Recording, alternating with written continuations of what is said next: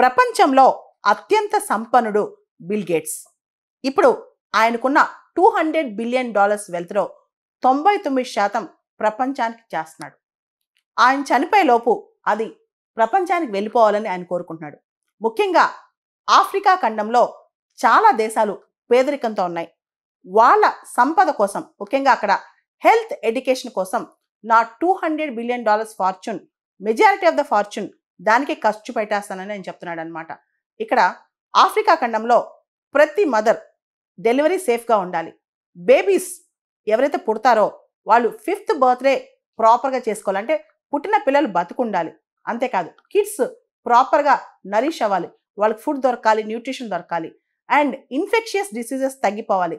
దీనికోసం వచ్చే 20 సంవత్సరాలు bill gates, Melinda gates foundation ద్వారా మేము ఖర్చు పెడతామని చెప్పి బిల్ గేట్స్ చెప్తున్నారనమాట. ఇక్కడ బిల్ గేట్స్ ఒక మాట అన్నారు, నేను చనిపోయిన తర్వాత నా గురించి జనాలు రకరకాలుగా మాట్లాడుకుంటారు, కానీ ఇతను చాలా ధనవంతుడిగా చనిపోయాడని మాత్రం అనుకోకూడదని చెప్పి ఆయన చెప్పారు. ఆయనకు ఒక ఇన్స్పిరేషన్ ఉంది బిల్ గేట్స్కి. ఆండ్రూ కార్నెగీ అనే ఆయన 1889లో ఒక ఎస్సే రాస్తాడనమాట, గాస్పెల్ ఆఫ్ వెల్త్ అని చెప్పి.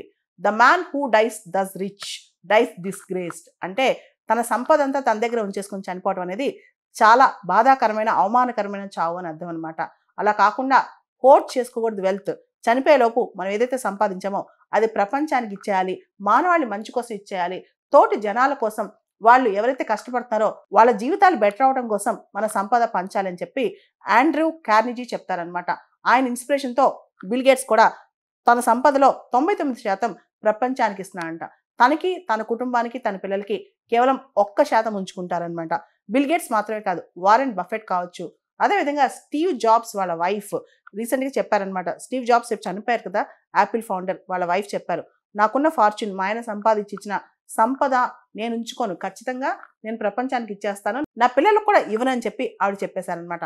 మనం చూస్తే ఇండియాలో బిలియనీర్స్కి, వెస్ట్రన్ కంట్రీస్లో బిలియనీర్స్కి చాలా తేడా ఉంది.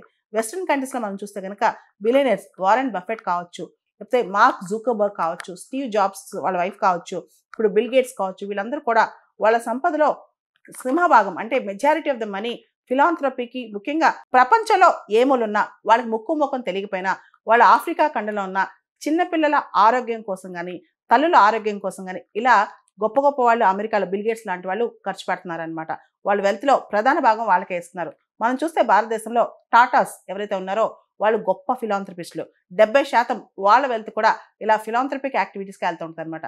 వెస్టర్న్ బిలియనీర్స్కి, ఇండియన్ బిలియనీర్స్కి చాలా తేడా ఉంది.